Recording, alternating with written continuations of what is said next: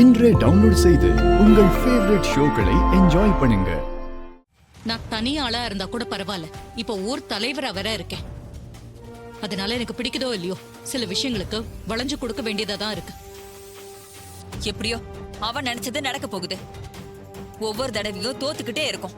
ஏய், நான் போறது மினிஸ்டர் வரவேற்கிறதுக்கு தான். அவ அம்மாவோட சிலைய திறந்து வைக்க இல்ல. நான் ஃபங்க்ஷனுக்கு போனாலும் என் கையால சிலைய திறந்து வைக்க மாட்டேன். அதுல நான் உறுதியா இருக்கேன். ஆமா, இப்படிதான் சொல்லுவ. அதுக்கப்புறம் அதுவும் நடக்கும் பாரு. சந்திரா, அதெல்லாம் நடக்காது. அவன் ஏமாந்துதான் போவான் பாரு. நீ வா போலாம். நடக்கிறது எதுவும் சரியில்லைன்னு தோணுது. பேசாம வாடி, வா.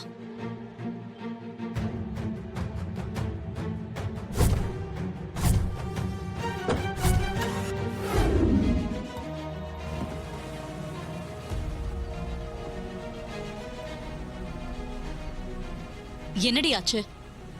அங்க பாரு.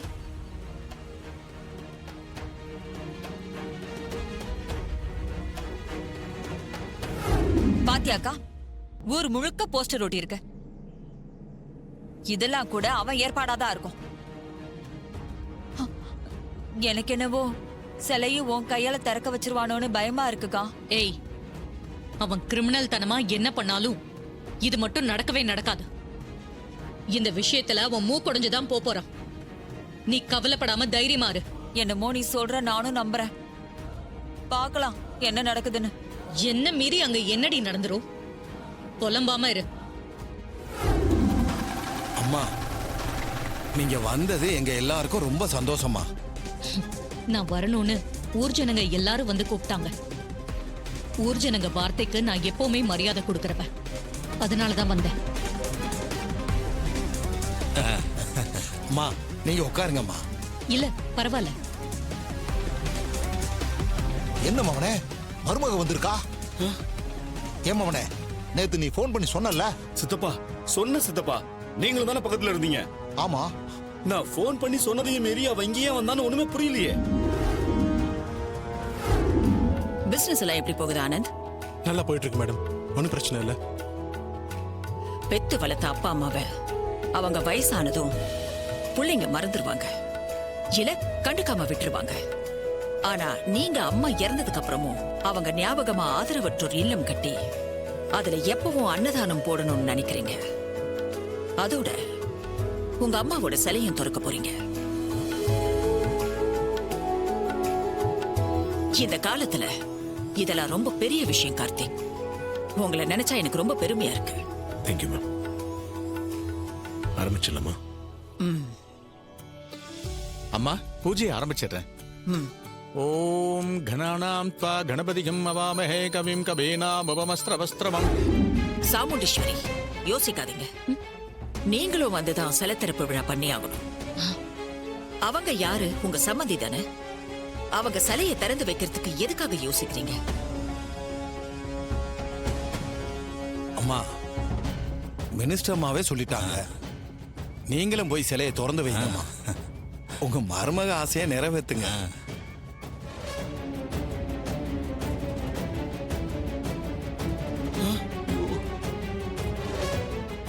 அம்மா, நீங்களும் வந்து திறந்து வைங்கம்மா. நல்ல நேரம் வர போயிட போகுது. ஐயோ மவனே, சித்தப்பா, மணி 10 ஆச்சு. இப்ப பாம்பு வெடிச்சிருமே. ஐயோ, எனக்கு பயமா தானே இருக்கு. என்ன நடக்குமோன்னு ஒண்ணும் புரியலையே. நீங்களும் வாங்க. பரவாயில்லங்க, நீங்களே தருங்க. சரி, வாங்க. Madam, thank you.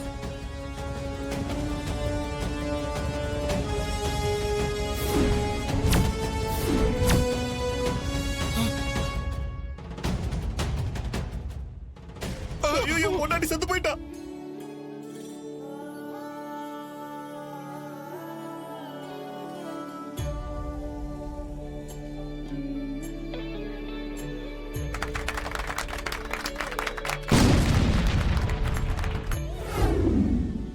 என்ன மவனே, பாம்பு வெடிக்கும்னு பார்த்தா வெடிச்ச சத்தத்துல இருந்து ரோஜா பூவா கொட்டுது.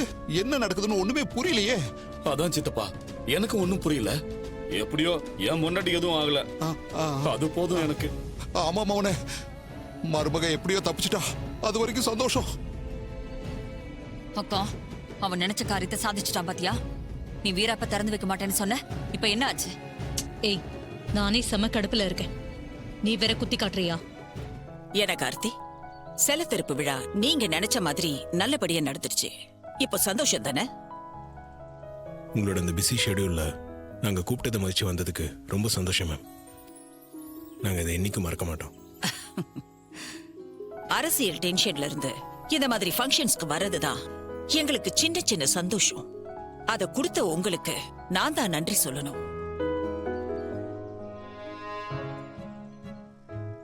மேடம், ஒரு சின்ன ரிக்வெஸ்ட். சொல்லுங்க. நீங்க எங்க வீட்டுக்கு வந்து ஒரு காஃபியாவது குடிச்சிட்டு போனோம். சாரி, இன்னைக்கு எனக்கு வேற ஒரு முக்கியமான ஃபங்க்ஷன் இருக்கு. நாளைக்கு வரேனே. ரொம்ப சந்தோஷம் மேடம். நீங்க சந்தோஷம் சொல்றீங்க, ஆனா உங்க வைஃப் அமைதியா இருக்காங்களே. நான் உங்க வீட்டுக்கு வர்றது அவங்களுக்கு பிடிக்கலையோ? ஐயோ, அப்படியெல்லாம் இல்ல மேடம். நீங்க வர்றது எனக்கு சந்தோஷம்தான். தாராளமா வாங்க. சரி, அப்ப நான் கிளம்புறேன். வாங்க வரேன். வாங்க மேடம். ஆ.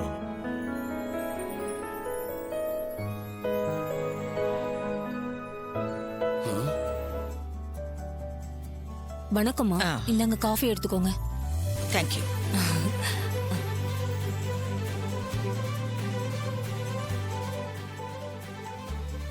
Nice coffee.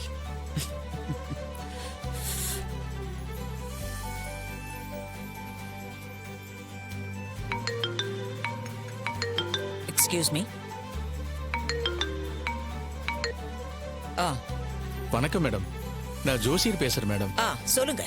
மேடம், இன்னைக்கு வரலட்சுமி நோன்பு. நீங்க வீட்ல சுமங்கலி பூஜை செய்யணும்னு சொல்லியிருந்தீங்க, அதான் ஞாபகப்படுத்தினேன். ஆமா சொன்னேன், சுத்தமா மறந்தே போச்சு. அதோட நான் இப்ப தமிழ்நாட்டுல இருக்கேன். சரி விடுங்க, அடுத்த வருஷம் பாத்துக்கலாம். ஓகே மேடம், நெக்ஸ்ட் இயரே பாத்துக்கலாம். ஏதாவது பிரச்சனையா மேம்? அதெல்லாம் ஒண்ணும் இல்ல கார்த்தி. இன்னைக்கு வரலட்சுமி நோன்பு, சுமங்கலி பூஜை செய்யணும்னு நினைச்சிட்டு இருந்தேன். இங்க வந்ததுனால அது முடியல. அதான் என் குடும்ப ஜோசியர் போன் பண்ணி ஞாபகப்படுத்தினாரு. சரி, அடுத்த வருஷம் பாத்துக்கலான்னு விட்டுட்டேன். மேடம், நான் ஒன்னு சொன்னா தப்பா எடுத்துக்க மாட்டீங்களே? சொல்லுமா. நீங்க இங்கே வரலட்சுமி நோன்பு கொண்டாடலாமே. எங்கே வா? ஆமா மேடம், நல்ல காரியத்தை எங்க செஞ்சா என்ன? இந்த வீடு உங்க வீடு மாதிரி தானே. நீங்க இங்கே தாராளமா சுமங்கலி பூஜை பண்ணலாம். அப்படியா சொல்ற? ஆமா, நீங்க பண்ற பூஜையோட பலன் எங்க குடும்பத்துக்கும் கிடைக்கும் இல்லையா? அது நல்ல விஷயம் தானே.